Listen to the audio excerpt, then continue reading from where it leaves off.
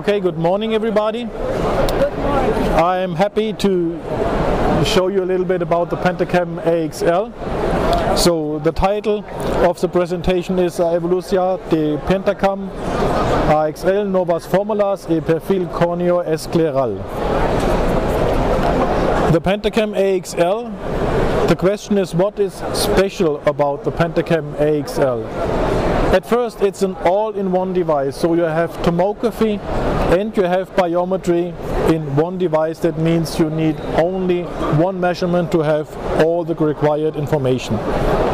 It's automatic release, so it's totally independent of the one who is taking the exam, and the first Purkinje image or the vertex normal is used as the reference.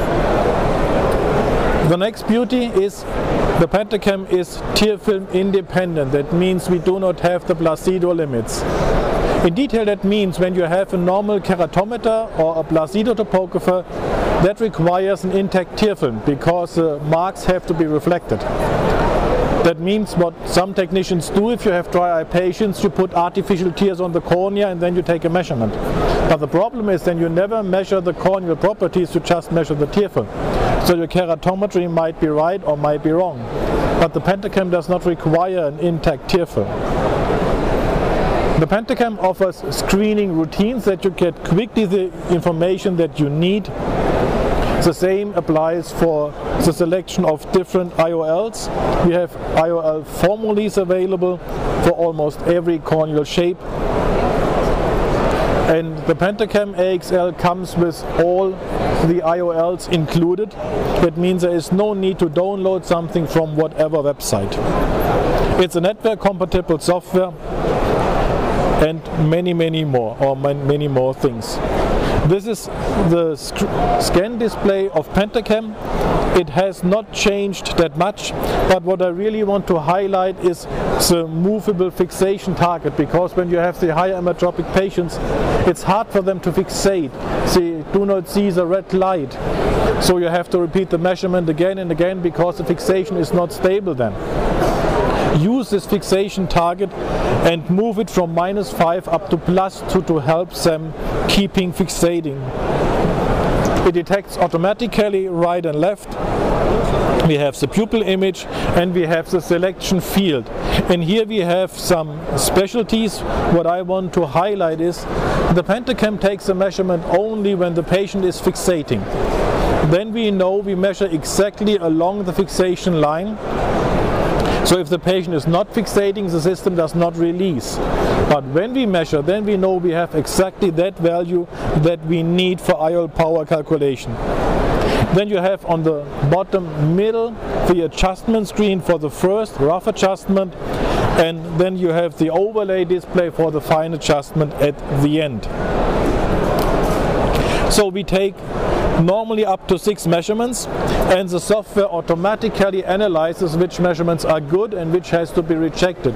In this example, the upper measurement was not sufficient, so it is grayed out. It is not used to calculate the final axial length value. And since we have this latest software 1.21R24 out, we can measure much denser cataracts and we are much faster and quicker. Okay, I want to show you a little bit about comparison studies which are done. I want to highlight the importance of keratometry, and I want to show you the screening routine and the IOL selection routine. So actually we have several studies. These 2 studies used the Pentacam AXL and compare it to the IOL Master 500 and 700. And what all these studies show, we have a high repeatability and correlation, and it results in the clinically interchangeability of the devices. In other words, we can use in the Pentacam AXL the IOL constants that you were using for many years. There is no need to do any changes. The next study was done comparing the Pentacam AXL to the Esta, and they also found that both devices are highly repeatable, but they are not clinically interchangeable. That means for the Esta you need other constants as for the IOL Master and for the Pentacam. Now when we do IOL power calculation, we have so many different parameters that we are measuring. And the question is, which parameter is really important? So when we look, if we have a difference of 0.1 millimeter radius of curvature in measuring the cornea, this results directly in half a diopter error. And this happens very quickly. On the other hand, if you have some differences in measuring the actual length, in this example 250 to 330 microns, then it results in 1 diopter error. But this is a rare exception. This does not really happen very often. Now when we come to toric IOLs, regarding the orientation, the positioning of the IOL, if we have a misplacement by 10 degrees, this eats up 30%, or we add 30%. That means we have a flip of the axis. And if we have a mispositioning by 30%, the effect is gone. So we really see the important value for IOL power calculation is radius of curvature. That has to be really precise. And in the last years there were many studies done comparing the Pentacam, checking its repeatability, and the Pentacam was very reliable in that. Yes, we have a screening routine and we have an IOL selection routine, and I want to introduce this to you using a clinical example. But first, I want to ask a question. When you do the refraction of a patient and you refract this patient to 20/20 vision, what does this actually mean? It just means the patient is able to identify the letter E or the number. It says nothing about optical quality. But what matters to the patient? To the patient matters only his or her subjective impression regarding quality of vision. So maybe we should focus on that a little deeper. And I have here a screenshot that was published on the website here from Abbott many years ago. And what it shows very nicely is when you look to that line, they have all 20/20 vision. And this is their visual impression, how they see this letter E. So that means, in other words, you can refract the patient to 20/20, but this patient comes back and tells you, "Doctor, I don't see well, I am not happy." So quality of vision, this is what really matters. And one factor that really influences the quality of vision is the tear film. And all our older patients, or many of them, they have dry eye problems. They are rubbing their eye, they're sitting in front of the monitor the whole day, they have the air condition, and they do not feel well. And when we do cataract surgery, the tear film will not be better afterwards, it will be worse. And I'm coming back, how you measure curvature. If you have a reflective system, you put artificial tears on. So these patients will be never happy after surgery. So maybe it helps that we treat the dry eye problem first and then do the cataract surgery and the IOL power calculation. And the device that we have here is a Keratograph 5M. It's over there, it's a perfect machine to do the screening. And a couple of months ago I was in Hong Kong and I looked to the poster area and I found this poster. It's made like the Asians do their poster. Very colorful, yeah, this is their way. And they used the Varion system and they checked the effect of dry eye on corneal keratometry measured by the Varion. And what they found in their conclusion, the accuracy of the measurement by the Varion is affected by dry eye diseases, especially on higher level of dry eye. So dry eye is really a problem that we have to consider when we use a standard keratometer to measure curvature. I want to show you a clinical case, and I think that's a case that we all have in our offices. A 60-year-old male have a loss of visual acuity, increased glare. His refraction is a little bit myopia. They did Scheimpflug tomography. The patient is active, plays golf, has a lot of money, wants to be spectacle independent. They did the whole exams of the fundus. Yes, and then they implanted a symphony, a multifocal IOL. The surgery went well, but the outcome 3 months later was half a diopter hyperopia. So this patient was not happy. Of course not. And the question is, what was the problem on this patient? So let's have a look. Let's follow the screening routine that we are suggesting. We start first with a fast screening report. That fast screening report shows you different parameters like the volume or the anterior chamber depth, and it's compared to normative data. So you see immediately, are there any abnormalities that should be considered. But here everything is fine, everything looks normal. Yes, and then we use the Bailey-Ambroso display to check, is there any formfrust keratoconus or any corneal pathologies. So we see the final D is white, also normal. And then we went ahead and looked to the Scheimpflug images. The cornea is very nicely shaped, there are no opacities in. This could not be the reason too.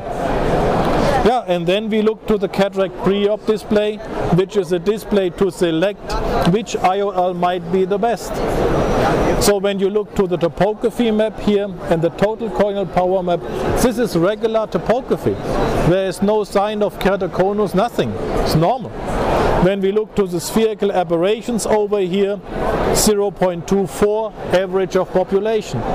When you look to the high order aberration, 0.1, very low. Corneal astigmatism does not exist. So what is the problem here?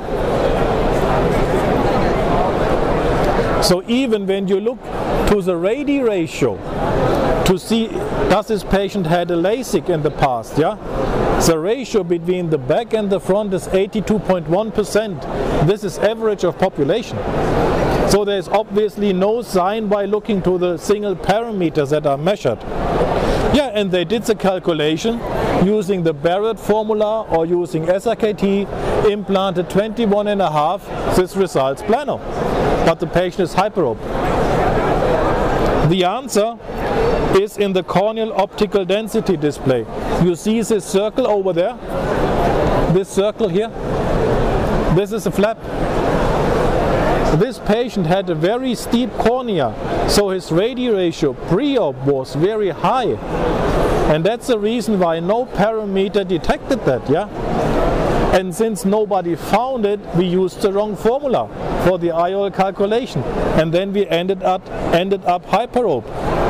Now if we use the correct formulas like this one or the Barrett through K, we see with 21.5 we have to end up hyperope. Yeah? So you see, if you use this screening routine that we are suggesting in the Pentacam AXL, you can minimize the risk to, and you have a higher chance to find these patients, because nobody tells you I had a LASIK, because LASIK is not a surgery, it's a procedure. So people do not really know what happens there. Yes, IOL power calculation. When we look to the total corneal power that we are using, we do the full calculations through the cornea. So we consider the anterior and the posterior surface. We use thickness and Snell's law of refraction.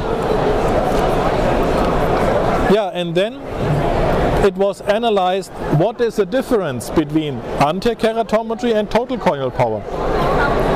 In this paper published in the cornea, they used almost 4,000 patients, one eye per patient, a prospective study design, and they found the mean difference is roughly a quarter of a diopter. This was known before.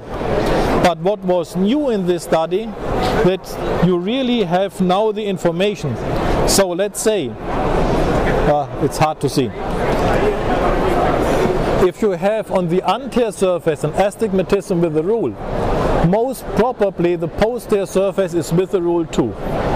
This is the reason why we have an overcorrection for with the rule patients. If the anterior surface is oblique, the posterior surface is mostly with the rule, but it can be oblique too. So in other words, we don't know. and if we have an astigmatism against the rule, the posterior surface does what it wants. So we have no idea. In other words, this cannot be captured with a nomogram. You can just measure. With a nomogram you can minimize the risk. So we did some studies. Dr. Savini, who is the inventor of the formula in the Pentacam, used 58 eyes, 33 with the rule, 25 against the rule, and they used Pentacam and ultrasound biometry. We used a new software that we have just developed with a new ray tracing and an improved total corneal refractive power. And now you see the differences in the prediction of the astigmatism and the reached astigmatism at the end. Comparing our approach to Barrett, for example, is pretty close. Also the mean absolute error is pretty close. So clinically this makes no difference anymore. Huh? These are the formulas that you have in the Pentacam AXL included. So you have it for the normal eyes, Hygis, Hoffer, SRKT, and the Barrett Universal 2. And we also have the constant optimization, triple constant optimization for Hygis as well.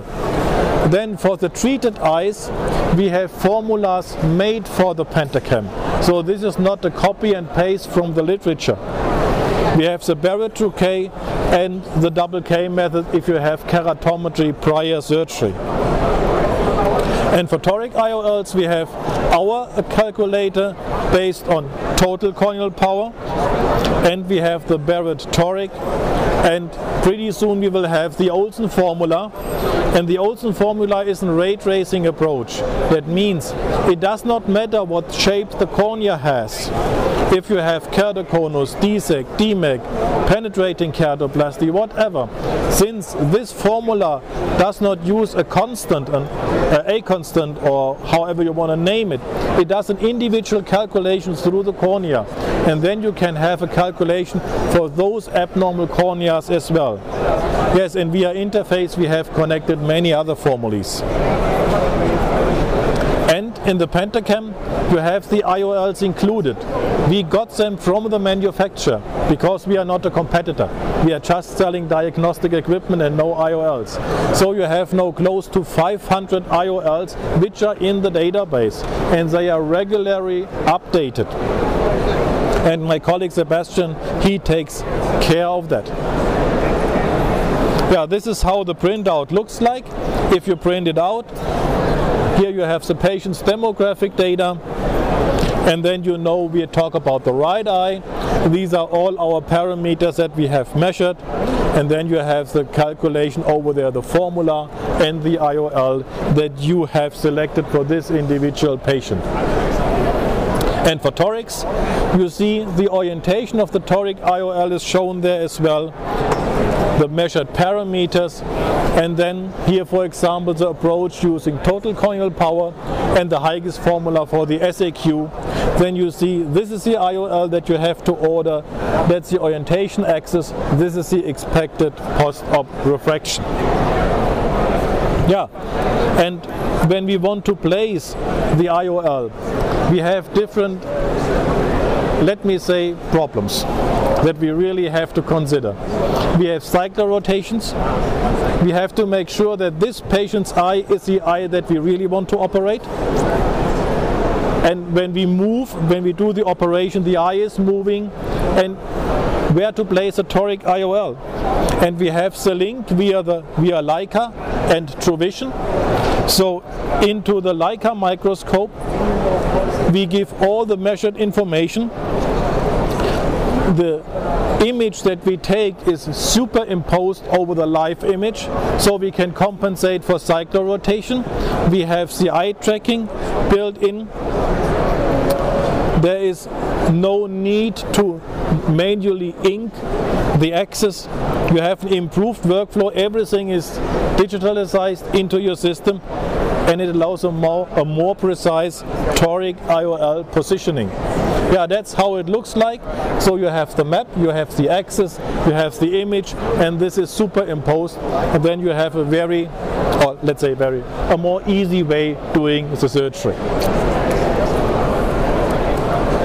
Yes, it's network compatible, so you can use the software from every workstation in your clinic. Doesn't matter where you work, doesn't matter where the exam is taken, they can all be transferred into your network, and then you have access from every single working place, even in the operating theater. If you want to do some last minute calculation, or if you want to feed the system regarding the IOL that you have implanted, this can be all done very quick and very easy. Yeah. And then I have something new, and this is really exciting. It's the new corneal scleral profile. When we measure with Scheimpflug technology or with any optical system, the sclera overexposes, means it's more bright, so we cannot really detect the edges. So we improved our scan modi that you have in one image the cornea sharp, in the next image the sclera sharp. And then we take all these single measurements together and we calculate a three-dimensional model. So we do the normal scan in the center as we did before, so you have the central corneal coverage, and then without a fixation shift, that means the patient still looks ahead, there's no force given to the eye. We measure here the periphery, temporal and nasal, and we measure superior and inferior, and when we do that we have the full scleral profile, so we are able to measure up to 18 millimeter, so cornea and sclera, and you have a model. You have the angle of the sclera, you have the sagittal height, you have the map. So for example, this has a very spherical cornea, but it has an astigmatic sclera. So that helps you when you use the first scleral lens, you find it much quicker, the one that fits, and you can do a customization, especially when you have the high irregular corneas after keratoplastic, after keratoconus, or for keratoconus patients after cross-linking. You have now with the Pentacam a very nice solution. At the last ARVO, a couple of weeks ago, we published the validation study, and that worked very fine. Yeah, this is what you get with the Pentacam. With the Pentacam you do not buy a single device for one purpose. You can use the Pentacam, for example, if you do femto laser assisted cataract surgery. You can use the Pentacam if you implant intracorneal rings. You can use the Pentacam, of course, for cataract surgery. That was what we talked about. If you have any external formula that is linked, it can be done to the Pentacam. If you do laser refractive surgery, if you do cross-linking, the Pentacam is linked. If you do contact lens fitting or scleral lens fitting, it can be done. And now you have intraoperative guidance. This is all included in this one device. So multi obrigado, thank you very much for your attention.